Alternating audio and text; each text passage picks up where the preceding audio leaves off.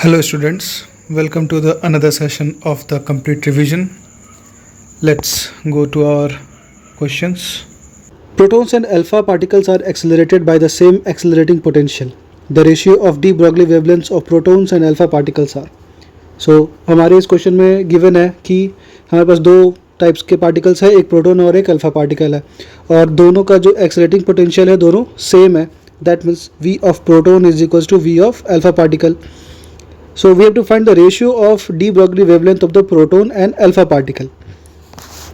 So let's go to our formula which we will use. तो यहाँ पे हम लोग फार्मूला यूज़ करेंगे. हम लोग जानते हैं क्या कि लैम्डा इक्वल्स टू होता है h बाई मोमेंटम. तो मोमेंटम की जगह हम लोग mv लिख सकते हैं, h बाई mv, या फिर इसकी जगह हम लोग मोमेंटम में डायरेक्ट लिखते हैं h by p momentum, linear momentum. ये फार्मूला होता है. और फिर ये हो जाता है h बाई पी. पी को हम लोग लिखते हैं h divided by under root 2m into kinetic energy, ये भी लिखते हैं. और काइनेटिक एनर्जी को हम लोग लिखते हैं h by under root 2m into electron volt. Kinetic energy electron volt के इक्वल होता है. ठीक है, ये हमारे पास रिलेशन है. तो फाइनल रिलेशन को हम लोग यहाँ पे ठीक से लिख लेते हैं. हमारे पास जो रिलेशन आया है वो आया है lambda equals to h under root h divide by under root 2m e into V. ठीक है, अब हमारे पास यहाँ पे गिवन था कि अल्फा पार्टिकल और प्रोटॉन दोनों का एक्सेलरेटिंग पोटेंशियल सेम था. तो हमारा जो ये पोटेंशियल का टर्म है ये दोनों के लिए कांस्टेंट होगा. सिमिलरली ये प्लैंक्स कांस्टेंट भी दोनों के लिए कांस्टेंट होगा, और 2 तो कांस्टेंट है ही. तो हमारे पास जो वेरिएबल्स बचता है वो बचता है लैम्डा, मास और चार्ज. तो हम लोग इन दोनों को लेकर चलते हैं. Alpha P divide by lambda lambda P divide by lambda of alpha particle equals to, तो इसको हम लोग यहाँ पर लिख सकते हैं. इस जगह पे हम लोग इसको क्लियर कर लेते हैं कि lambda is inversely proportional to under root of mass and electron. ये हम लोग लिख सकते हैं mass and the charge of the particle. Charge of the particle बोल सकते हैं इसको. ठीक है, तो यहाँ पर ये हो जाता है lambda P by lambda alpha is inversely proportional. तो ये हो जाएगा under root M of alpha,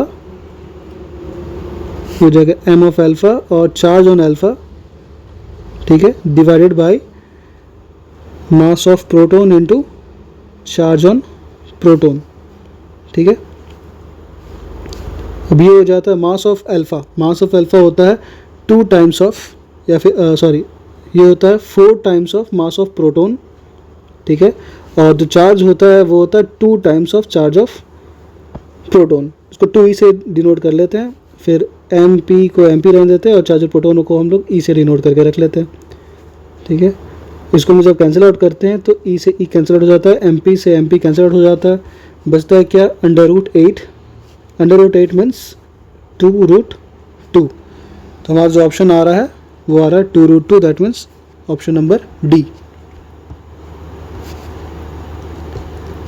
The acceleration of an object moving along x-axis is given by at equals to capital AT minus b t square, where a and b का values given है. The object is at rest at the origin at the time t equals to 0. The maximum velocity it attains. ठीक है, तो यहाँ पे बोला जा रहा है कि कोई एक पार्टिकल था, जब वो अपना मोशन स्टार्ट कर रहा था विथ सम एक्सेलरेशन, उस समय क्या था, उसका जो वो रेस्ट पर था जब t इक्वल्स टू 0. ठीक है, तो हमें फाइंड करना है इसका मैक्सिमम वेलोसिटी. ठीक है, कितना अटेन करेगा मैक्सिमम वेलोसिटी. तो ये कितना अटेन करेगा, और सबसे पहले हम लोग को फाइंड करना होगा कि ये कब अटेन करेगा. हमारे पास इनिशियल टाइम तो है, लेकिन किस टाइम पे मैक्सिमम वेलोसिटी अटेन करेगा हमें पहले वो भी फाइंड करना होगा इस क्वेश्चन के through. So first of all हम लोग जानते हैं कि जो एक्सेलरेशन होता है वो होता है D V by D T.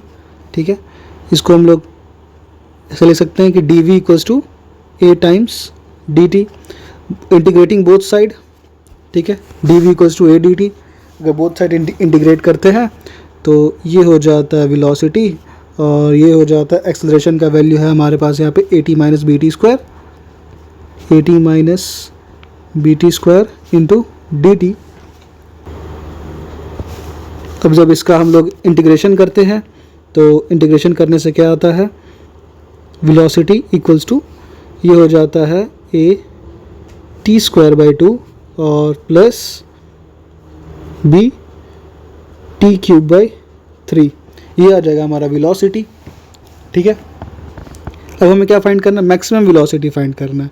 और कब टाइम पे, हम लोग मैथ्स में पढ़े हैं मैक्सिमा और मिनिमा, हम लोग वी मैक्स कब करते हैं, जब उसका फर्स्ट ऑर्डर डेरिवेटिव 0 हो।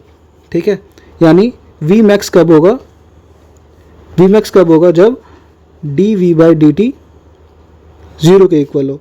यानी ये जो, अगर इसको हम लोग डिफ्रेंशिएट करते हैं, ठीक है, तो इसको अगर डिफ्रेंशिएट करते तो कितना आएगा, ये D V by D T, तो ये हो जाएगा ए टी स्क्वायर बाई 2, यानी 2 times of A T divide by 2 और minus 3 times of B T square divide by 3 equal to 0। यहाँ पर ये 2 के साथ 2 कैंसिल हो जाएगा, 3 के साथ 3 कैंसिल हो जाएगा, बचेगा क्या, A T equal A T minus B T square. ठीक है, ये हो जाएगा A T minus B T square equal to 0। अब हम लोग बी टी स्क्वायर को दूसरे साइड ले आते हैं। ठीक है, यहाँ पर हम लोग देख लेते हैं, ये हो जाएगा A T equals to B T square. ठीक है, यानी A by B equals to हो जाएगा T square by T, that means T के इक्वल। ठीक है, तो ए बाई बी का वैल्यू पता चल गया, यानी हमारा जो टी है, T is equals to A by B, यानी हमारा वी मैक्स तब होगा जब टी का वैल्यू ए बाई बी के इक्वल होगा। ठीक है, अब हमारे पास यहाँ पर हम लोग इस इक्वेशन में हम लोग उस टी के वैल्यू को पुट कर देंगे तो हमारा वी मैक्सिमम फाइंड हो जाएगा। ठीक है, तो हम लोग इसको पुट कर लेते हैं इसमें, तो हमारा जो वेलोसिटी निकल कर आएगा, वेलोसिटी आ जाएगा, वो आ जाएगा ए डिवाइडेड बाई, फिर हम लोग लिख लेते हैं ए टी स्क्वायर बाई 2 और plus B T cube by 3। इसको सॉल्व करते हैं, हम लोग यहाँ पे टी को ही सॉल्व कर लेते हैं। टी होता है ए बाई बी, हमारे पास ए का वैल्यू था 1.2 और बी का वैल्यू था 0.2, ये हो जाएगा 0.6 सेकेंड्स, सॉरी 6 सेकेंड्स, ये हो जाएगा 6 सेकेंड्स। ठीक है, 6 सेकेंड, तो हम लोग यहाँ पे डायरेक्टली टी की जगह पे 6 पुट कर लेंगे। ए का वैल्यू है 1.2 और टी स्क्वायर हो जाएगा 6 square, that means 36 divide by 2 और प्लस बी का वैल्यू है 0.2, टी क्यूब हो जाएगा 216, 6 क्यूब इज 206 और डिवाइड बाई 3। इसको सॉल्व कर लेते हैं, ये 18 यहाँ पे लिख लेते हैं और ये 2 से इसको अगर डिवाइड कर, हाँ 3 से इसको डिवाइड कर दे तो ये हो जाएगा 72। अब इन दोनों को हम लोग काउंट कर देते हैं, 18 इंटू 1.2 विल गिव ऑलमोस्ट 21.6 और 72 इंटू 0.2 इट विल बिकम 14.4 और फिर यहाँ पर ये हो जाएगा 21.6 प्लस 14.4, ये हो जाता है 36.0 या फिर 36 मीटर पर सेकेंड। हम चेक कर लेते हैं हमारा 36 है कि नहीं। 36 तो ऑप्शन में नहीं है, तो शायद हमारा कहीं पे कुछ मिस्टेक हुआ है, हम लोग चेक कर लेते हैं। 380 माइनस बी टी, इसको अच्छा यहाँ पे प्लस हो गया है, ये माइनस होना चाहिए, इसको हम लोग माइनस कर लेते हैं, ये माइनस होगा। सिमिलरली यहाँ तो माइनस करके हमारा आया ही है, फिर हमारा मिस्टेक यहाँ पर हुआ है, इस जगह पे ये माइनस होना चाहिए, इसको माइनस कर लेते हैं, माइनस यानी 21.6 minus 14.4 and this will give 21 minus 4 almost 7.2 metre per second. Let's check, तो ये हो जाएगा 7.2, option number C, 7.2 metre per second. Let's go to the another question. A man stands on a platform which can be rotated. ठीक है, एक man है जो किसी प्लेटफॉर्म पे खड़ा है जो जिसको कि रोटेट किया जा सकता है। He holds a 5 kg weight in each hand. Okay, so अगर ईच हैंड में 5 kg है, दैट मीन्स टोटल वेट ये पकड़ के रखा है 10 kg। The angular speed of the platform is 50 revolutions पर मिनट। ठीक है, with man stretching his arm horizontally. तो ये तब का केस है जब मैन अपना आर्म को स्ट्रेच करके रखा है। ठीक है, when the man stretching his arms horizontally, ठीक है, यानी प्रॉपरली स्ट्रेच करके रखा है, तब इसका जो एंगुलर स्पीड है वो कितना है, 50 रेवोल्यूशंस पर मिनट है। वो ड्रॉ करते चलते हैं कि एक आदमी एक रोटेटिंग प्लेन पे खड़ा है, जो कि ये रोटेट होते रहता है, और इसके दोनों हाथ में क्या है, वेट है, ठीक है। Now the man brings his arm close to his body with the distance of each weight from the axis changing from 80 centimetre to 20 centimetre. Okay, correct. If the moment of inertia of the man together with the platform is the same 8 kg per meter square, 8 kg meter square, the new angular speed is about.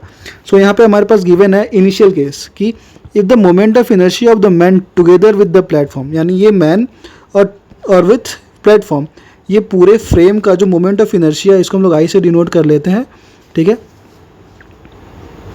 इस पूरे frame का जो I है वो कितना है, 8 kg metre square, ये initially given है, ठीक है। अब इसके बाद हमारे पास दो केसेस हैं। पहला केस ये है, ठीक है, फर्स्ट केस में ये है कि इसको हम लोग I1 ले लेते हैं, इसका मोमेंट ऑफ इनर्शिया, अच्छा पहले हम लोग ड्रॉ कर लेते हैं कि एक रोटेटिंग प्लेन है, ठीक है, उसके ऊपर में ये एक बॉय जो है वो खड़ा है, ठीक है, अपना आर्म स्ट्रेच करके खड़ा है, और इसके दोनों हाथ में 5 kg वेट है, यानी ये जो डिस्टेंस था स्ट्रेचिंग आर्म का, जो डिस्टेंस है वो कितना है, 80 सेंटीमीटर है, दैट मीन्स 0.8 मीटर्स है फर्स्ट केस में।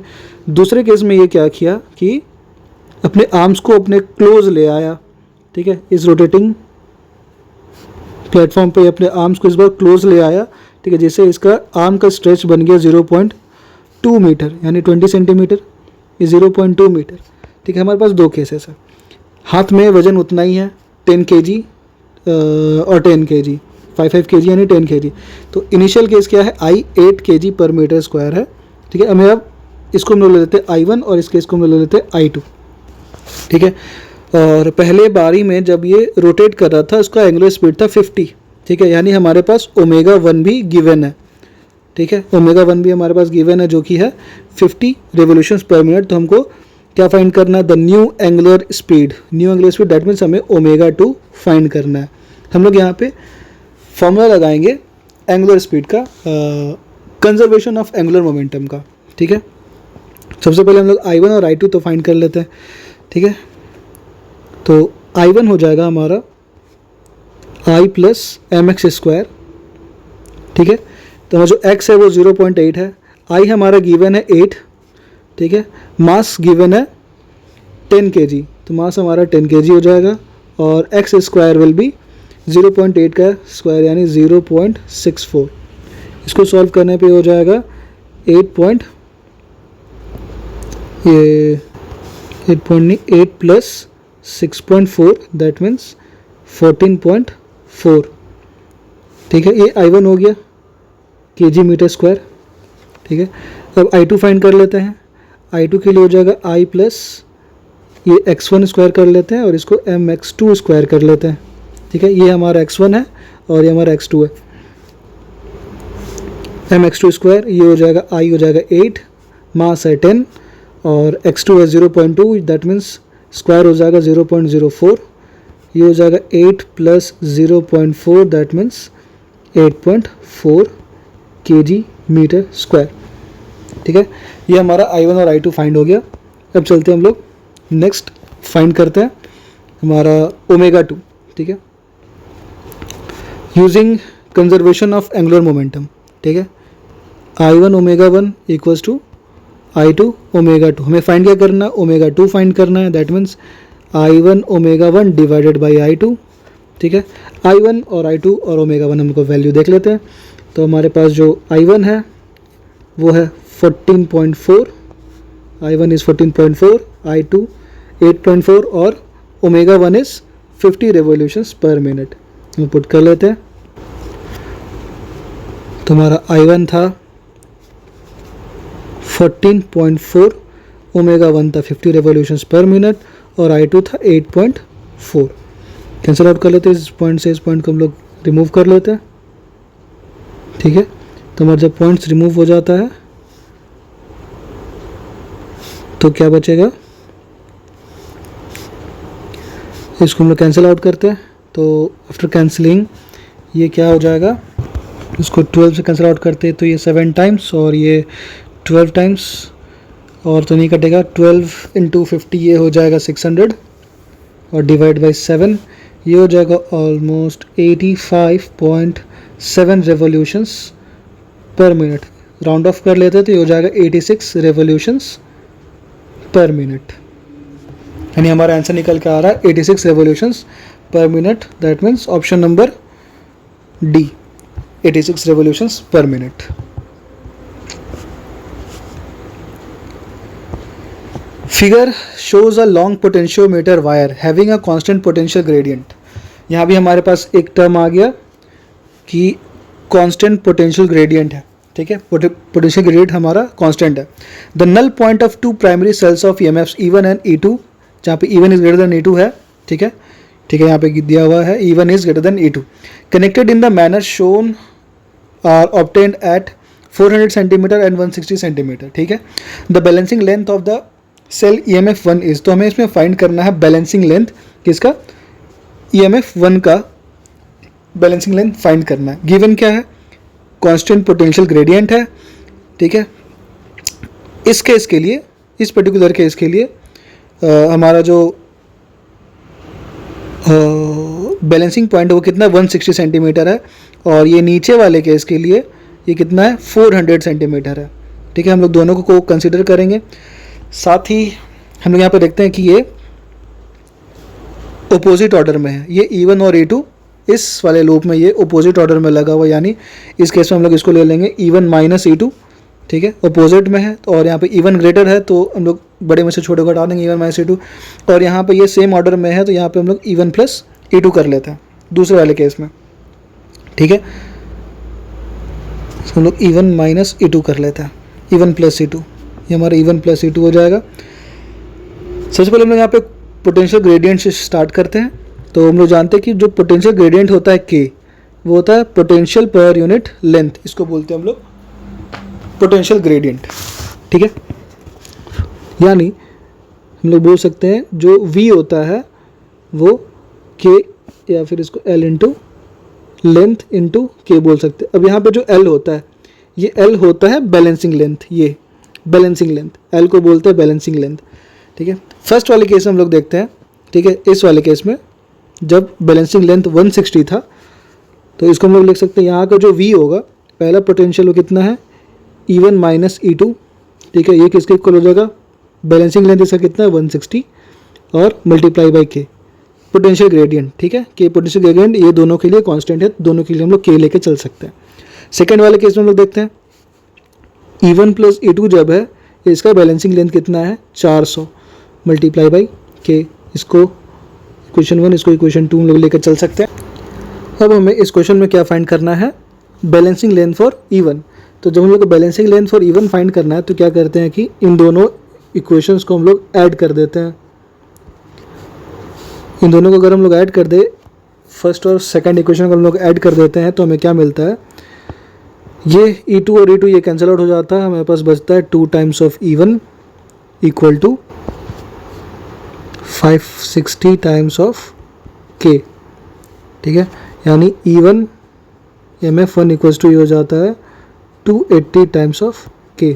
अब ये जो इक्वेशन है, इस इक्वेशन के रिजेंबल में आ जाता है, यानी ये जो L है वो 280, यानी ये बैलेंसिंग लेंथ आ जाती है. यानी E1 का जो बैलेंसिंग लेंथ वो कितना बन रहा है 280, ठीक है. यानी E1 का जो बैलेंसिंग लेंथ होगा वो कितना हो जाएगा 280 सेंटीमीटर्स, यानी हमारा हो जाएगा option number D 280 centimetres. Similarly अगर हमारे पास क्वेश्चन में अगर पूछा होता कि बैलेंसिंग लेंथ ऑफ E2, ठीक है, तो उस केस में हम लोग यहाँ पे बस सिंपली इस चीज़ को ऐड करने की जगह पे इसको हम लोग अगर सब्ट्रैक्ट कर देते, इस जगह को, इसको हम लोग अगर सब्ट्रैक्शन कर देते E2 प्लस E2, ठीक है.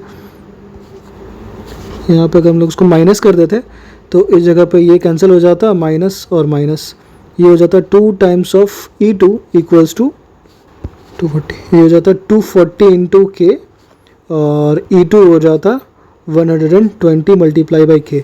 यानी इस E2 के लिए हमारे पास आ जाता बैलेंसिंग लेंथ 120, अगर पूछा होता तो। ये जो क्वेश्चन है इससे बाहर का है, ठीक है। Extra, A girl is waiting at a bus stop. It starts raining vertically with a speed of 27 meter per second. After some time, wind starts blowing with a speed of 9 meter per second from west to east direction. The girl should hold her umbrella in the vertical plane at an angle of. ये एक rain man problem से related है, ठीक है। इसमें क्या है, इसमें जो गर्ल है वो स्टेशनरी पोजीशन पर है, because a girl is waiting at the bus stop, यानी गर्ल सीधी खड़ी है, ठीक है। उसके हाथ में एक अम्ब्रेला है, ये गर्ल है, ठीक है। इसके हाथ में एक अम्ब्रेला है, ठीक है। अब यहाँ पे क्या लिखा हुआ कि it starts raining vertically with the speed of 27 metre per second, ठीक है। जो रेन है वो इस डायरेक्शन में है, ठीक है। और विंड किस डायरेक्शन ब्लो कर रहा है, वेस्ट टू ईस्ट, ठीक है। From west to east direction in 9 metre per second, यानी इस डायरेक्शन में velocity of rain, velocity of wind है, ये वेलोसिटी ऑफ विंड है और ये वेलोसिटी ऑफ रेन है, ठीक है।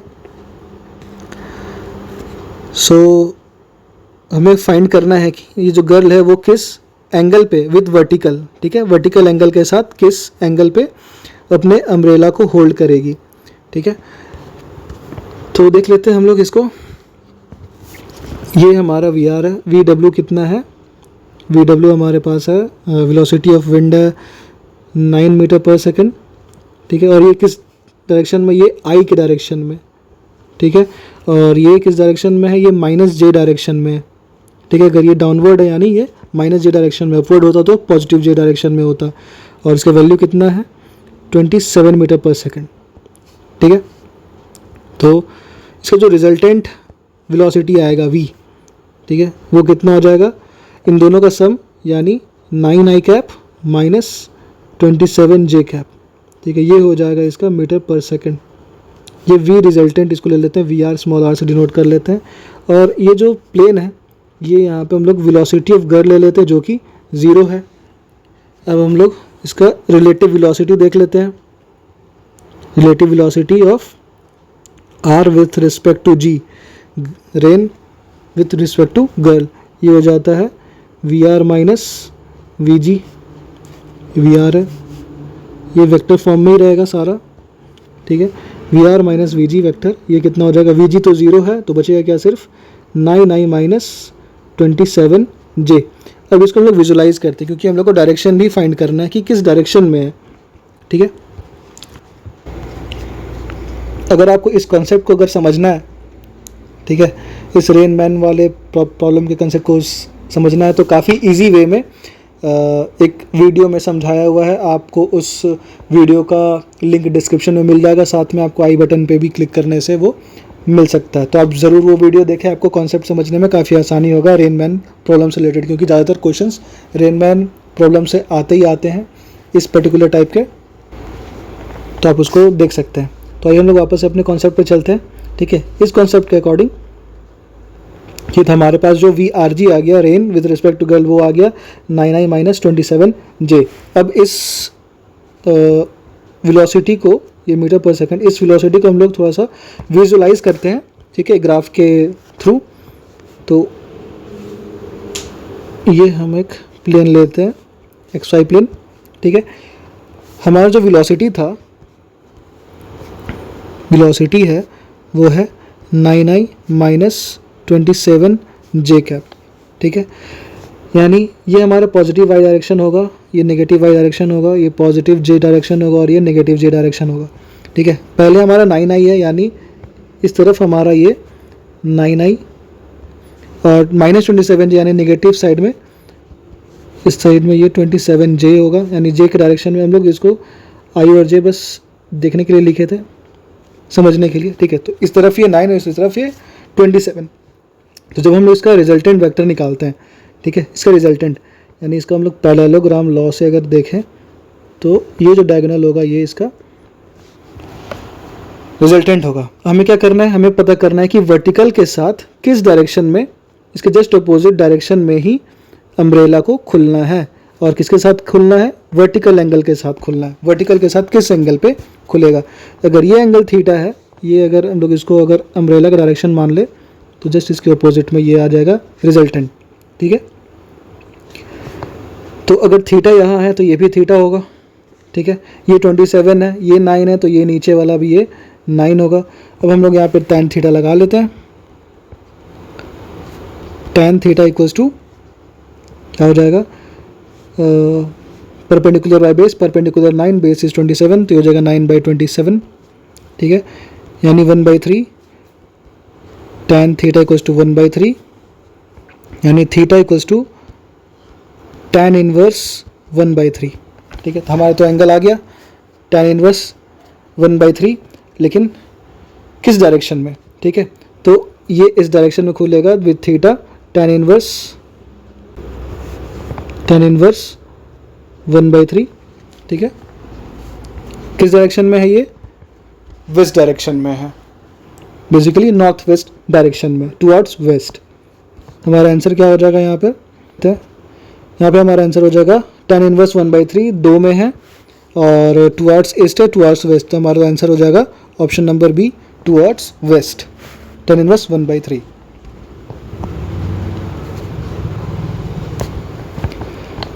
A bubble of radius 4 mm is formed from a soap solution of surface tension 2.8 into 10⁻²Newton per meter. The excess pressure inside the bubble is, ठीक है, excess pressure inside the bubble। सबसे पहले हम लोग आते हैं कि excess pressure, ठीक है, ये हमारे पास किसके लिए गिवन है? सोप सॉल्यूशन के लिए गिवन है, सोप बबल है, ठीक है। जो नॉर्मल हमारा excess pressure inside any bubble और वाटर बबल होता है, ठीक है, P excess फॉर वाटर, ठीक है। वाटर बबल के लिए ये होता है 2 times of tension divide by the radius of the bubble. Since हमको किसके लिए निकालना है? सोप सॉल्यूशन के लिए निकालना है, जो सोप बबल है, ठीक है। सोप बबल में क्या होता है?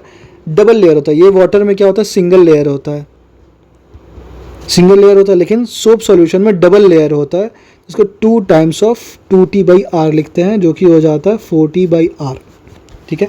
ये नॉर्मल कॉन्सेप्ट था। वाटर के लिए जब भी हम लोग को फाइंड करना होगा हम लोग उसको 2T/R लिखेंगे, और सोप सॉल्यूशन के लिए फाइंड करना होगा तो 4T/R लिखेंगे, ठीक है। तो हम लोग आते हैं अपने क्वेश्चन पे। हमें क्या फाइंड करना है? रेडियस हमारे पास गिवन है, रेडियस है 4 mm, दैट मीन्स इसको मीटर में चेंज कर लेंगे तो हो जाएगा 4 × 10⁻³ मीटर्स। सरफेस टेंशन गिवन है 2.8 × 10⁻², ठीक है। डायरेक्टली हम लोग फॉर्मूला में पुट कर लेंगे। Excess pressure for water bubble, for soap bubble, ये हो जाता है 4 times of T divide by R, यानी 4 times ऑफ T है 2.8 multiply by 10⁻² divided by R हो जाता है 4 × 10⁻³ यहाँ पर ये 4 से 4 कैंसिल हो जाएगा, बचेगा अपने पास 2.8 और 10⁻³ ऊपर जाएगा तो 1 हो जाएगा, यानी 2.8 × 10 पास्कल, दैट मीन्स 28 पास्कल्स। ये हो जाएगा option number C, 28 pascals. A point mass m is situated at the center of a hollow spherical shell of uniform thickness x, inner radius r and mass m. The force with which the shell attracts the point mass will be. ये काफ़ी easy question है, बस थोड़ा समझना है। क्या है कि एक हॉलो स्फेरिकल शेल है, ये एक हॉलो स्फेरिकल शेल है, साथ में उसका थिकनेस दिया हुआ यूनिफॉर्म थिकनेस x, यानी इसका एक कुछ यूनिफॉर्म थिकनेस है विथ x, ठीक है। इसका कुछ यूनिफॉर्म थिकनेस है जो कि x इसका थिकनेस है। इसका जो इनर रेडियस है, इनर रेडियस इज r, और मास कितना है? इस पूरे का जो मास है वो है m, यानी इसका जो मास m है वो सिर्फ आउटर एजेस पे डिस्ट्रीब्यूटेड है, सिर्फ आउटर पार्ट में डिस्ट्रीब्यूटेड है, यानी अंदर में जो मास है वो 0 है, अंदर में कोई मास नहीं है। लेकिन यहाँ पर लिखा हुआ कि एक पॉइंट मास m को अंदर में रख दिया गया है, एक पॉइंट मास को अंदर में रख दिया गया है, ठीक है। अब हम क्या फाइंड करना? फोर्स फाइंड करना है जिससे इस शेल को अट्रैक्ट करेगा, ठीक है। तो जब भी हम लोग खोखले शेल के या फिर हॉलो शेल का बात करते हैं तो हॉलो शेल के अंदर में, ठीक है, जो फोर्स का जो वर्क है, जो ग्रेविटेशनल फील्ड स्ट्रेंथ है ठीक है, वो इस सर्कल के बाद वर्क नहीं करेगा, इस सर्कल के अंदर फिर वो वर्क नहीं करता है। यानी इस केस में हमारा जो फोर्स आता है वो आता है 0। ठीक है, ये एक स्टैंडर्ड फॉर्म है। एक हॉलो स्फेरिकल शेल के अंदर में फोर्स 0 होता है क्योंकि उसका ग्रेविटेशनल स्ट्रेंथ 0 होता है। तो हमारा ऑप्शन हो जाएगा option number D, 0। The plates of a parallel plate capacitor, each of surface area A and plate separation D, have charges plus Q and minus U respectively. The magnitude of force with which the plates attract each other is given by. तो हमें force find करना है for which the plates attracts each other। ठीक है, तो हमारे पास 2 plates है, यहाँ पर 2 प्लेट्स है, दोनों का एरिया A है, दोनों ही प्लेट्स का एरिया A है, और दोनों के बीच का सेपरेशन है D। एक पे चार्जेस प्लस Q है, दूसरे पे चार्जेस माइनस Q है, इस तरफ प्लस Q है और इस तरफ माइनस Q है। ठीक है, तो बीच में हमारा एक इलेक्ट्रिक फील्ड डेवलप होता है। ठीक है, दोनों के बीच में एक इलेक्ट्रिक फील्ड डेवलप होता है। ठीक है, E इन दोनों Q के कारण। साथ ही हम लोग जानते हैं जो E का वैल्यू है for a infinite plate, infinite the charge plate, हम लोग जानते हैं, हम लोग गॉस लॉ में पढ़े थे। एप्लीकेशंस ऑफ गॉस लॉ में हमारा है कि for the electric field intensity for a plane charge plate वो होता है कितना, सिग्मा बाई 2 एप्सिलॉन नॉट, हम लोग जानते हैं। और ये जो सिग्मा होता है वो किसके लिए होता है, इस पर्टिकुलर एरिया के लिए होता है। यानी सिग्मा होता है चार्ज पर यूनिट एरिया। ठीक है, इसको स्मॉल q से डिनोट कर लेते हैं, ये हो जाएगा चार्ज पर यूनिट एरिया, यानी 2 एप्सिलॉन नॉट इंटू एरिया। ठीक है, charge per unit area 2 epsilon not area, E हो जाता है। जब हमें फोर्स फाइंड करना होता है in terms of electric field होता है Q times E, F equals to Q times E, हम लोग जानते हैं F equals to Q times E। और हमारे पास E का जो वैल्यू है वो है Q into Q divide by 2 epsilon not times A। इसको अगर एक साथ कर देते हैं तो ये हो जाता है Q square divided by 2 epsilon naught A, यानी option number B, F equal to Q square 2 epsilon naught into A, या फिर 2A epsilon naught. A travelling wave on a string is represented by y equal to 3 sin 36t plus 0.018x plus pi by 6, where x and y are in meter and t in seconds. The velocity of the wave is। तो अपने पहले standard equation पे आ जाते हैं। ये हमारा एक wave का इक्वेशन है, ट्रैवलिंग वेव का इक्वेशन है, जो कि रिजेंबल करता है y equals to a sine omega T plus K X plus phi. अगर इन दोनों इक्वेशंस को कंपेयर करें तो हमारे वैल्यूज़ मिल जाते हैं। यहाँ पे a एम्पलीट्यूड है वो 3 यहाँ पर है, ओमेगा का वैल्यू 36 हो जाएगा, k का वैल्यू 0.018 हो जाएगा और फाई का वैल्यू पाई बाई 6। हमें फाइंड क्या करना, हमें फाइंड करना वेलोसिटी ऑफ द वेव। ठीक है, तो जो वेलोसिटी ऑफ ट्रैवलिंग वेव होता है वो होता है frequency into lambda.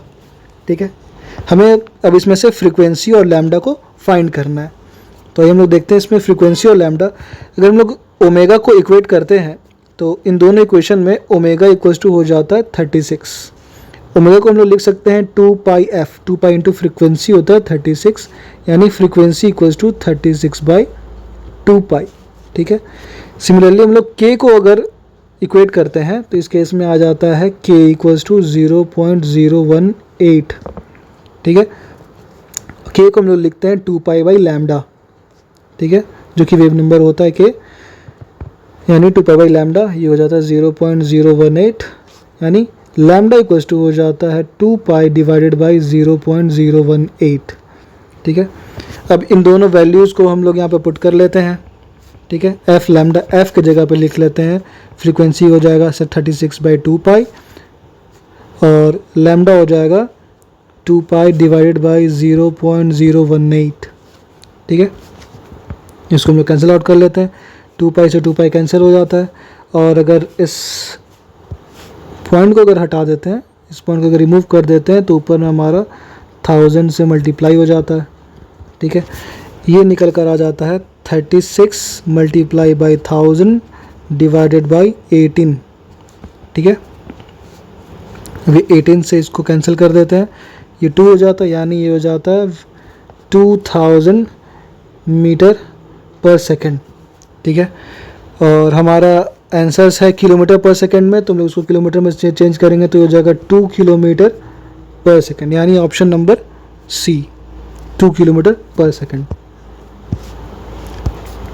When an unpolarized light is incident on a surface of separation of a medium of refractive index √3, हमारे पास refractive index given है, हम लोग पहले इसको लिख लेते हैं। refractive index given है √3 with respect to air, the refracted and reflected rays make a right angle, यानी हमारा critical angle 90 डिग्री हो जाता है, ठीक है।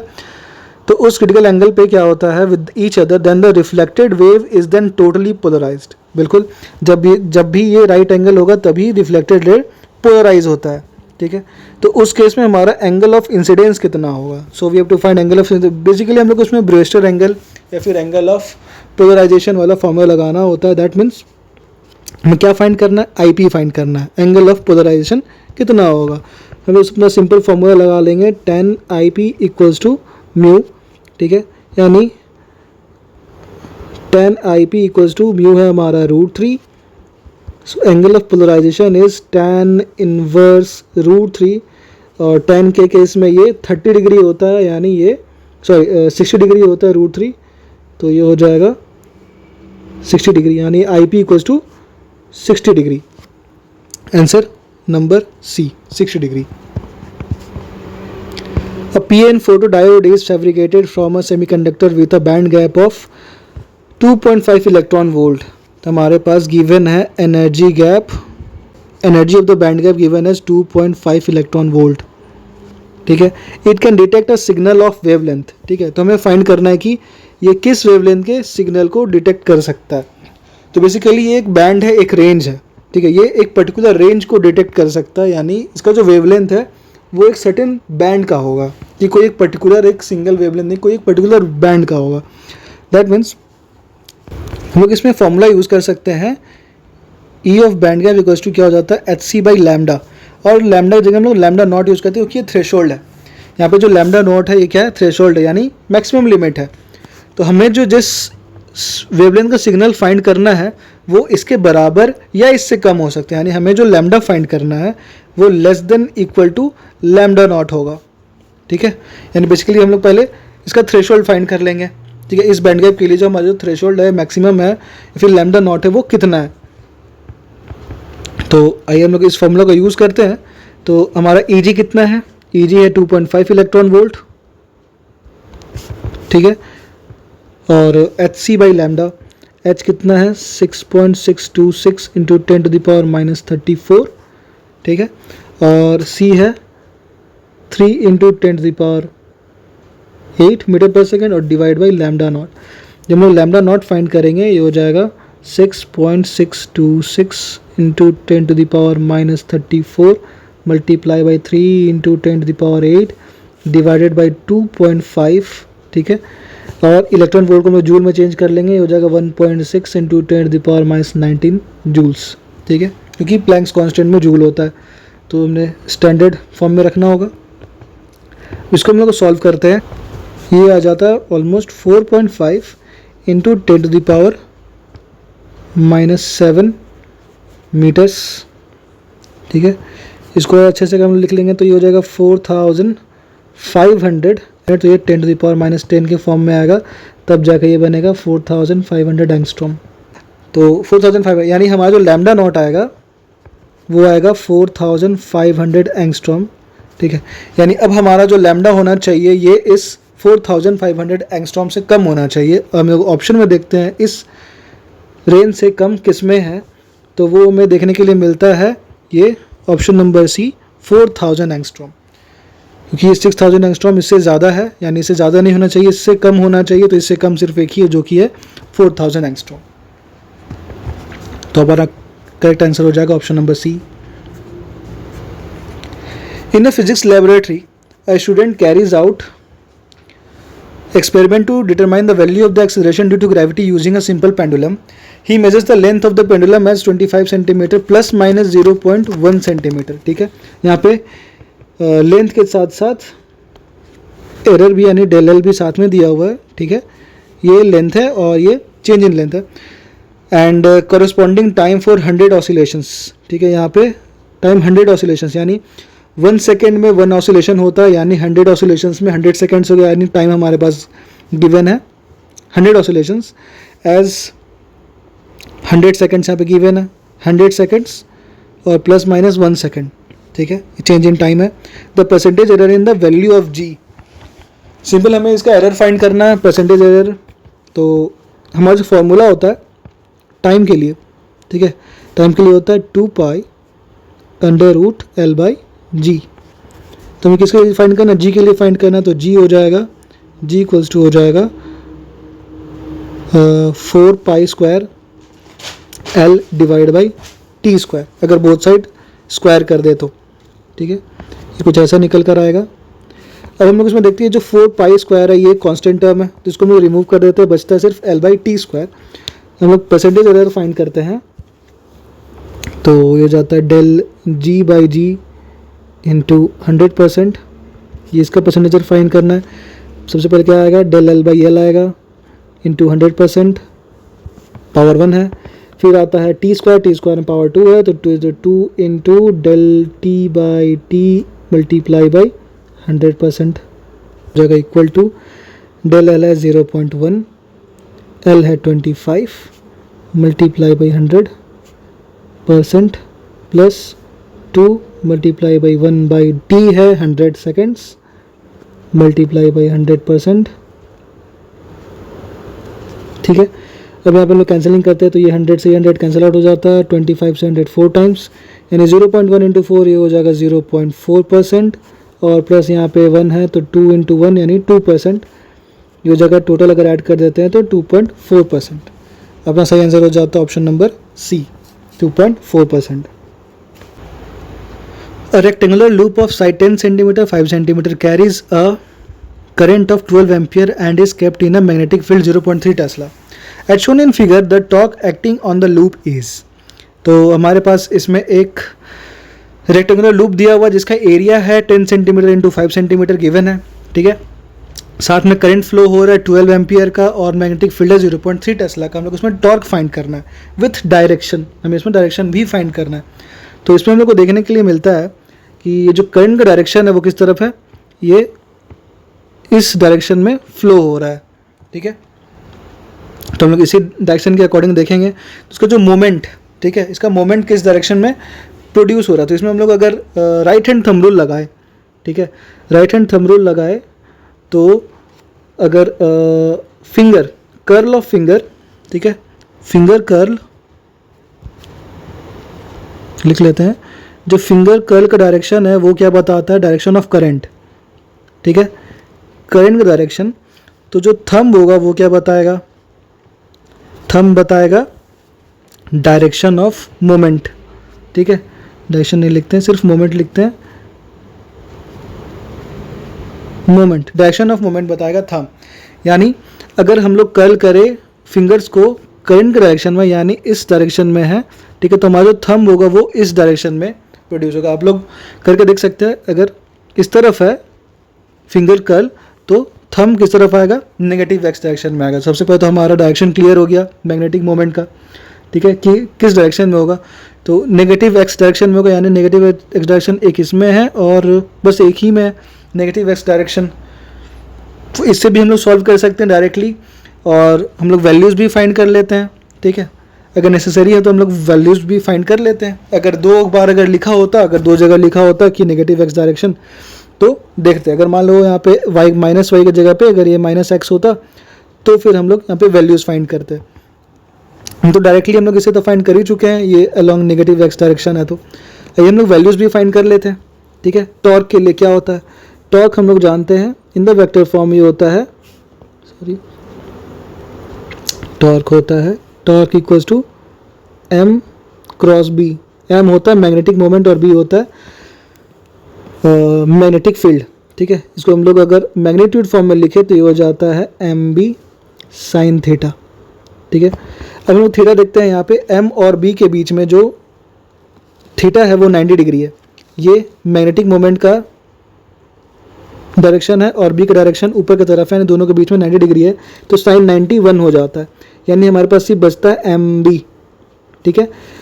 एम को हम लोग लिखते हैं, एम का वैल्यू होता है ए या आई ए, करेंट इनटू एरिया, ठीक है।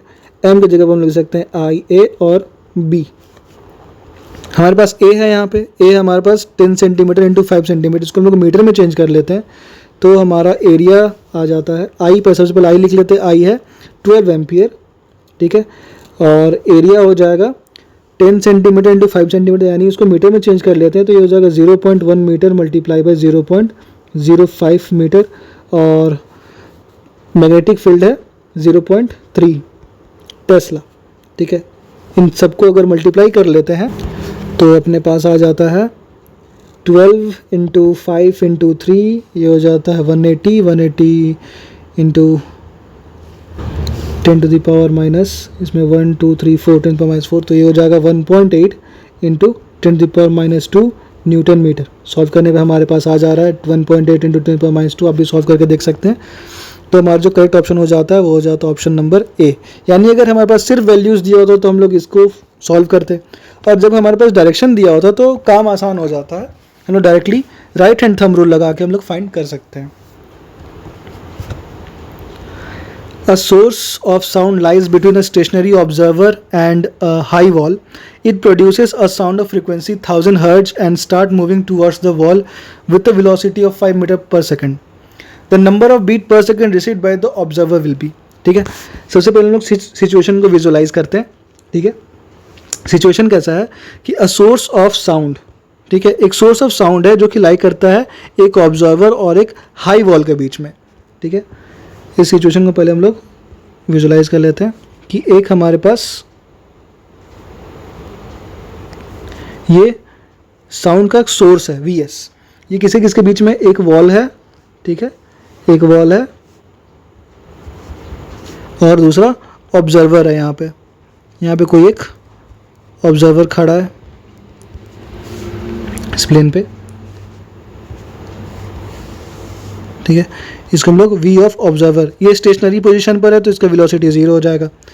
Vs हमारे पास 5 मीटर पर सेकंड गिवन था, ठीक है, और एक ये वॉल है, यानी ये जो प्रोड्यूस कर रहा है साउंड, ठीक है, ये यहाँ से जो साउंड प्रोड्यूस हो रहा है इसके कारण क्या हो रहा है कि दो केसेस जनरेट हो रहा है।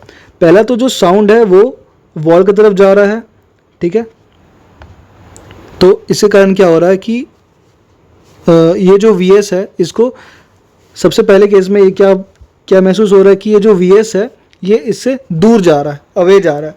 दूसरे केस में क्या हो रहा है कि ये जो साउंड है वो टकरा कर वापस इस तरफ आ रहा है, इस केस में Vs इस तरफ आ रहा है, यानी इसको अपनी तरफ अप्रोचिंग महसूस हो रहा है, ठीक है, अप्रोच हो रहा है, और यहाँ पे ओपोजिट, यहाँ पर दूर जा रहा है।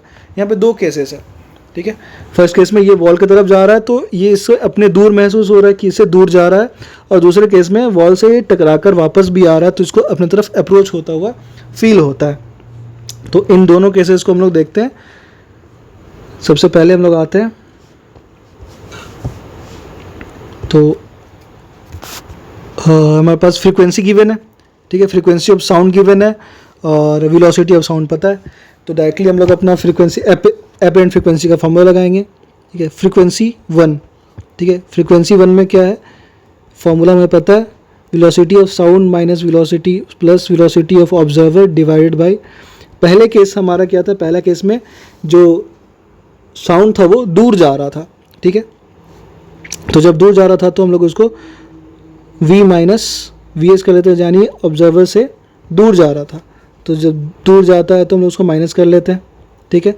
दूसरे केस में क्या था, F2 सामने आ रहा था, अप्रोचिंग था, तो V plus V0 stationery object, यानी, और इसमें हो जाएगा V प्लस Vs, ये दूसरा केस है जब वो अप्रोच कर रहा था फ्रीक्वेंसी।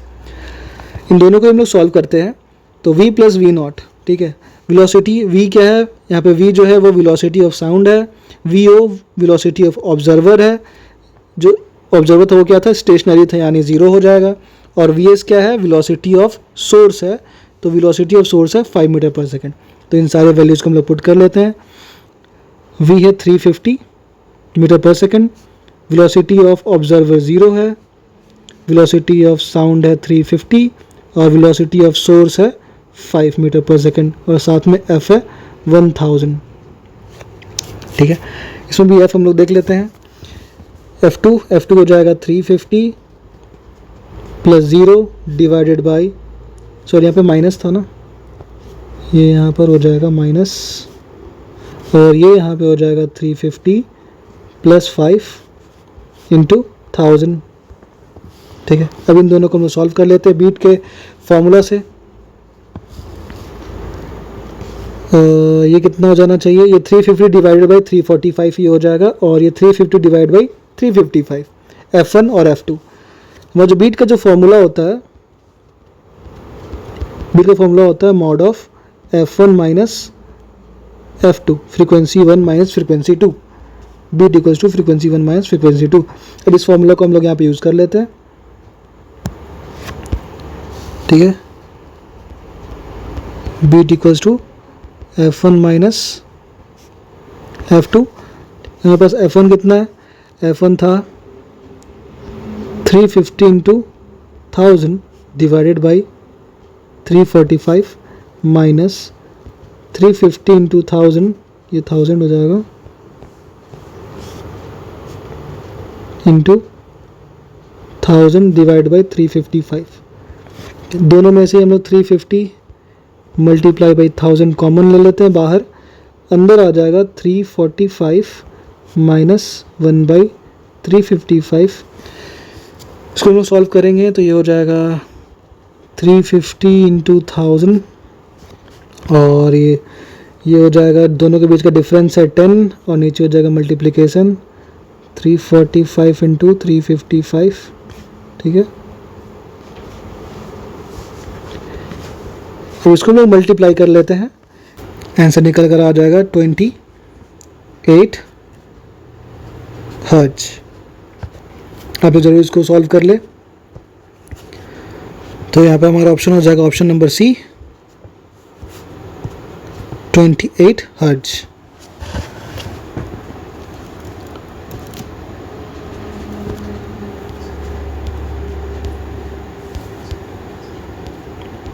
चलते अगले क्वेश्चन की ओर। In the given LCR series circuit having the values of elements L equal to 3 Henry, C equals to 27 microfarad and resistance R equal to 7.4 ohm, the sharpness of the resonance at the given frequency can be increased by। अच्छा, तो इस question में हमारे पास जो values है, फिलहाल हमें इसका कोई काम नहीं है, हम इसको डायरेक्टली भी सॉल्व कर सकते हैं बिना वैल्यूज़ के, इन सभी वैल्यूज़ के बिना ही। तो हमें क्या फाइंड करना, शार्पनेस ऑफ द रेजोनेंस किस पे डिपेंड करता है फॉर अ गिवन फ्रीक्वेंसी। तो जो शार्पनेस ऑफ द रेजोनेंस है वो डिपेंड करता है, उसे लिख सकते हैं शार्पनेस ऑफ रेजोनेंस। ठीक है, वो किस पे डिपेंड करता है, वो डिपेंड करता है क्वालिटी फैक्टर पे। ठीक है, क्यू फैक्टर पे डिपेंड करता है। ठीक है, अब हम लोग देखते हैं कि क्यू फैक्टर पे कैसे डिपेंड करता है। तो जो हमारा क्यू फैक्टर होता है, क्यू वो होता है 1/r √L/c। ठीक है, तो अब हमें जब शार्पनेस ऑफ रेजोनेंस बढ़ाना है, ठीक है, इंक्रीज़ करना है, शार्पनेस ऑफ रेजोनेंस इंक्रीज़ करना है, तो हमें क्वालिटी फैक्टर को भी इंक्रीज़ करना होगा। अब क्वालिटी फैक्टर इंक्रीज़ कैसे होगा, ठीक है, क्वालिटी फैक्टर इंक्रीज़ कैसे हो सकता है, तो इसमें से सबसे बड़ा वैल्यू होता है, जो सबसे मेन फैक्टर होता है, वो होता है रेजिस्टेंस। अगर हम लोग कैपेसिटेंस को देखें तो ये काफ़ी छोटा होता है। ठीक है, 27 माइक्रोफैराड के टर्म में होता है, 10⁻⁶ के टर्म में होता है। तो ये ज़्यादा इसका चेंज, इसमें ज़्यादा इंक्रीज़ या डिक्रीज़ ज़्यादा फैक्टर नहीं करता। फैक्टर कौन सा करता है, वो रेजिस्टेंस। ये रूट के बाहर भी और काफ़ी ज़्यादा बड़ा वैल्यू भी होता है। ठीक है, अगर हम लोग रेजिस्टेंस के वैल्यू को डिक्रीज़ करें तो क्यू फैक्टर का वैल्यू इंक्रीज़ होता है। तो हमारे पास यही है decrease of R, decreasing value of R, यानी आर के वैल्यू को अगर हम लोग डिक्रीज़ करें तो हमारा रेजोनेंस का शार्पनेस वो बढ़ता है। तो हमारा ऑप्शन हो जाएगा ऑप्शन नंबर सी। ये थोड़ा कंसेप्चुअल क्वेश्चन है, इस यहाँ पे क्वेश्चन आते रहते हैं। A refrigerator extracts heat from the freezer at -23 degrees Celsius and rejects to the atmosphere at 27 degrees Celsius. The value of its coefficient of the performance. ठीक है, ये ऑलमोस्ट हीट इंजन की तरह होता है लेकिन रिवर्स कंडीशन में काम करता है, हीट इंजन जैसा. यानी ये एक्सट्रैक्ट करता है हीट को एट -23 डिग्री सेल्सियस और रिलीज करता है 27 डिग्री सेल्सियस पे. So the value of its coefficient of performance. Heat engine में या फिर कार्नोट इंजन में हम लोग एफिशिएंसी फाइंड करते थे और रेफ्रिजरेटर के केस में हम लोग फाइंड करते हैं कोफिशिएंट ऑफ परफॉर्मेंस, जिसको हम लोग डिनोट करते हैं बीटा से. और बीटा होता है T2, या फिर पहले हम लोग अगर हीट के टर्म में देखें तो हीट के टर्म में होता है Q2 divided by Q1 minus Q2 where Q1 is greater than Q2. या फिर टेम्परेचर के टर्म में देखें तो हो जाता है T2 divided by T1 minus T2 where T1 is greater than T2. ठीक है, तो हमारे पास टेम्परेचर के टर्म में है तो हम लोग देख लेते हैं कि बड़ा कौन सा छोटा कौन सा, ये हम लोग को याद रखना होता है. Temperature 1 is always greater than T2. तो हमारे पास जो T1 है वो ग्रेटर टेम्परेचर होगा जो कि 27 डिग्री सेल्सियस है, ये हो जाएगा 300 केल्विन. ठीक है, और T2 जो छोटा वो -23 डिग्री सेल्सियस है, दैट मीन्स ये हो जाएगा 250 केल्विन. अगर 273 से माइनस कर दे तो अब इन दोनों का वैल्यूज़ को हम लोग इसमें पुट कर लेंगे. T2 कितना है 250 डिवाइडेड बाई 300 माइनस 250. ठीक है, ये इक्वल हो जाएगा 250 डिवाइडेड बाई 50. अगर इसको कैंसिल करते हैं 5 टाइम्स यानी हो जाएगा 5. यानी हमारा कोफिशिएंट ऑफ परफॉर्मेंस हो जाता है ऑप्शन नंबर 5. साथ ही अगर हम उसका रिलेशन देखें बीटा और कोफिशिएंट ऑफ परफॉर्मेंस, ठीक है, इसको हम लोग डिनोट करते हैं किससे, बीटा से. और इफिशियंसी ऑफ इंजन, ठीक है, एफिशिएंसी ऑफ कार्नोट इंजन, इसको हम लोग डिनोट करते हैं ईटा से. जनरली कभी कभी बीटा और ईटा के बीच के रिलेशन भी आता है तो उसको भी याद रख सकते हैं कि बीटा इक्वल्स टू होता है 1 minus eta divide by eta. ये रिलेशन भी काफ़ी इंपॉर्टेंट है, इससे रिलेटेड भी क्वेश्चंस पूछे जाते हैं. When an electron in hydrogen atom jumps from third excited state to its ground state, the photon thus emitted irradiate a photosensitive material. If the work function of the material is 5.15 electron volt, the stopping potential is estimated to be. हमें इसका stopping potential find करना है कब, जब जो electron of hydrogen atom है वो कहाँ से कहाँ जंप कर रहा है, थर्ड एक्साइटेड स्टेट से ground state. Third excited state का मतलब होता है ये अगर ग्राउंड स्टेट है n इक्वल टू 1, यानी थर्ड एक्साइटेड स्टेट होता है n इक्वल टू, ये है first excited state n equal to 2, n equal to 3 होता है सेकंड एक्साइटेड स्टेट और n इक्वल टू 4 होता है थर्ड एक्साइटेड स्टेट. यानी हम ये जो इलेक्ट्रॉन है हाइड्रोजन एटम का वो फोर्थ से कहाँ जंप कर रहा है, ग्राउंड स्टेट पे. ठीक है, तो इस केस में हम लोग देख लेते हैं कि इसका एनर्जी कितना होगा. सबसे पहले तो n इक्वल टू 4 से n इक्वल टू 1 पे जंप हो रहा है, यानी हम लोग जानते हैं एनर्जी का value E1 for n equal to 1 ये होता है -13.6 इलेक्ट्रॉन वोल्ट. ठीक है, और E4 के लिए हो जाता है -13.6 डिवाइडेड बाई 4 स्क्वायर, यानी हमारा जो नॉर्मल फार्मूला होता है हम लोग जानते हैं E इक्वल टू होता है -13.6 divided by n square electron volt. ठीक है, हम लोग इस फार्मूला का यूज़ करेंगे. यहाँ पे n स्क्वायर होता है नंबर ऑफ द स्टेट, किस स्टेट पर है. ठीक है, हम इसको यूज़ करेंगे यहाँ पे. तो इसी इक्वेशन का यूज़ करके, इसी फॉर्मूला का यूज़ करके हमारा जो E4 आएगा वो हो जाएगा 0.85 इलेक्ट्रॉन वोल्ट नेगेटिव में. ठीक है, तो हम लोग इसमें डेली फाइंड कर लेते हैं. चेंज इन एनर्जी स्टेट कितना हो जाएगा, चेंज इन एनर्जी हो जाएगा E4 माइनस E1. E4 है -0.85 माइनस ऑफ -13.6 इलेक्ट्रॉन वोल्ट, ये हो जाता है पॉजिटिव में 12.75 इलेक्ट्रॉन वोल्ट. ठीक है, तो हमारे पास वर्क फंक्शन गिवन है और हमने डेली फाइंड कर लिया है. यानी हमारा जो काइनेटिक एनर्जी अब होगा, ठीक है, काइनेटिक एनर्जी हो जाता है del E minus work function. Kinetic energy को हम लोग इलेक्ट्रॉन वोल्ट के रूप में लिखते हैं, जहाँ पे वी नॉट स्टॉपिंग पोटेंशियल है, डेल ई है 12.75 और वर्क फंक्शन है 5.15 इलेक्ट्रॉन वोल्ट्स, ठीक है। ये ई वी नॉट इक्वल हो जाएगा 7.6 इलेक्ट्रॉन वोल्ट के, इलेक्ट्रॉन और ई कैंसिल हो जाएगा, यानी V naught equals to 7.6 volts, यानी option number B 7.6 volts. A solid cylinder is released from rest from the top of an inclined plane of height 2.1 meter. The cylinder rolls down the plane without slipping. Its speed on reaching the bottom is about. So इस question में given है कि एक incline plane है, एक incline plane में इस जगह पर एक सॉलिड सिलेंडर रखा हुआ है, ठीक है। इसका हाइट कितना है 2.1 मीटर गिवन है, और ये यहाँ पे विदाउट स्लिपिंग रोल होकर आता है बॉटम पे, ठीक है। रोल भी होता और साथ में, यानी यहाँ पे रोटेशनल प्लस ट्रांसलेशनल मोशन, यानी लीनियर मोशन भी हो रहा है, नीचे आ रहा है और साथ में ये रोटेट करता हुआ भी आ रहा है, ठीक है। और ऊपर में यहाँ पर जब इसका ज़ीरो है तो यहाँ पर इसका एक हाइट आ रहा है, और यहाँ पर हाइट नीचे में इसका हाइट ज़ीरो हो जा रहा है।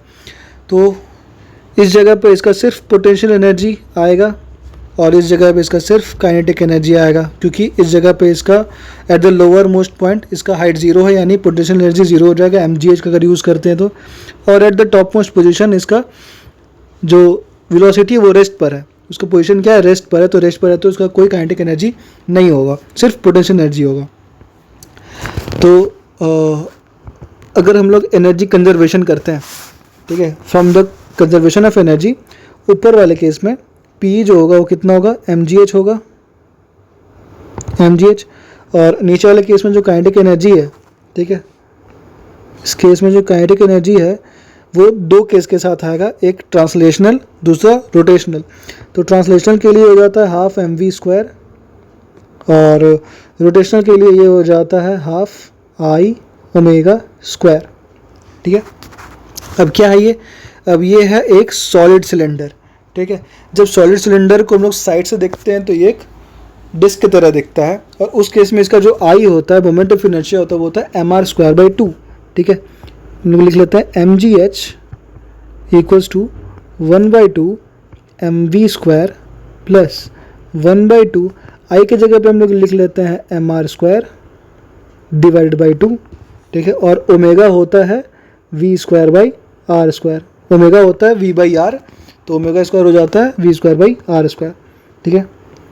हम लोग यहाँ पे इस टर्म को कैंसिल कर लेते हैं, ये r² और ये r² कैंसिल हो जाएगा, ठीक है। और सारे टर्म्स में से अगर इन दोनों टर्म्स में से हम लोग m को कॉमन ले लेते हैं तो m भी कैंसिल हो जाता है, ठीक है। तो हमारे पास जो बचता है वो है gh इक्वल्स टू v²/2 और प्लस v²/4, यानी ये v²/2 प्लस v²/4 ये हो जाता है 3v²/4, यानी v² equals to 4/3 times gh। अगर यहाँ से इसका स्क्वायर को हटा देते हैं तो ये यहाँ पर अंडर रूट आ जाता है, अंडर रूट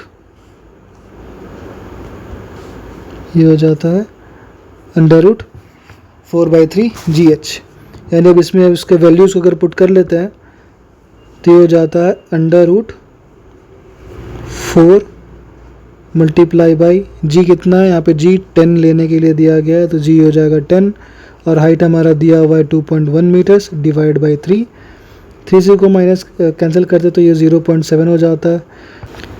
इसको सॉल्व करने पे आ जाएगा 7 × 4 अंडर रूट 28, यानी 28 ये ऑलमोस्ट आएगा 5.3 के आसपास, तो ये हो जाएगा option number C, under root 28 is 5.3, option number C. A particle is executing SHM of amplitude A. The distance of the point from the equilibrium position at which its potential energy is 25% of its kinetic energy will be. तो हमारा एक particle है जो कि SHM execute कर रहा है, ठीक है, SHM में है, तो वो पार्टिकल SHM में इसका एक मेन पोजीशन है, ठीक है। इसका जो एम्पलीट्यूड है वो कितना है, A है, ये इसका मेन पोजीशन है, ठीक है, O। और एट सर्टेन डिस्टेंस, ठीक है, एट सर्टेन डिस्टेंस मान लेते हैं, वो डिस्टेंस कितना है, x है, वो डिस्टेंस है x। एट डिस्टेंस x, जहाँ पे यही x के वैल्यू फाइंड करना है, जहाँ पे जो potential energy of the particle है वो 25% ऑफ काइनेटिक एनर्जी है, ठीक है। तो सबसे पहले हम देख लेते हैं, जो पोटेंशियल एनर्जी होता है SHM में उसको U से डिनोट करते हैं, वो होता है 1/2 kx²। और जो काइनेटिक एनर्जी होता है उसको K से डिनोट करते हैं, वो होता है 1/2 kA² माइनस x², ठीक है। अब इस केस में क्या गिवन है, इस केस में गिवन है कि जो पोटेंशियल एनर्जी है वो 25% यानी 25/100 किसके, काइनेटिक एनर्जी के। इसको 1/4 लिख लेते हैं, ठीक है, यानी हो जाता है k/4। u कितना गिवन है, u हो जाता है हमारा हाफ kx², इसको लिख लेते हैं हाफ kx²। इसको ke कर लेते हैं, ज़्यादा बेटर है, क्योंकि हमारे पास ये k भी है, तो इसको हम लोग ke लिख लेते हैं, ये भी ke लिख लेते हैं, और इसको भी ke कर लेते हैं। ke/4 half kx² equal to 1/4 into ke कितना हो जाता है, 1/2 times k into A² minus x², ठीक है। कुछ अगर कैंसिल होता तो इसको हटा लेते हैं, ये 1/2 k विल बी एलिमिनेटेड, ठीक है। हमारे पास क्या बचता है, x² equals to 1/4 A² minus x²। 4 को हम दूसरे साइड ले आते हैं, तो ये हो जाता है 4x² equal to A² minus x², ठीक है। दैट इम्प्लाइज x² को लेफ्ट हैंड साइड ले जाते हैं, तो ये हो जाता है 5x² इक्वल्स टू A², यानी x² इक्वल टू A²/5। यानी अगर सिर्फ x लिखते हैं, ठीक है, सिर्फ x, ये हो जाता है A/√5, यानी हमारा हो जाएगा option number C, A/√5।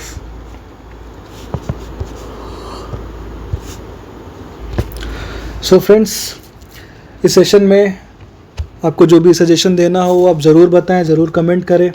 Session अच्छा लगा हो तो लाइक ज़रूर करें और सब्सक्राइब करना ना भूलें। Thank you for watching.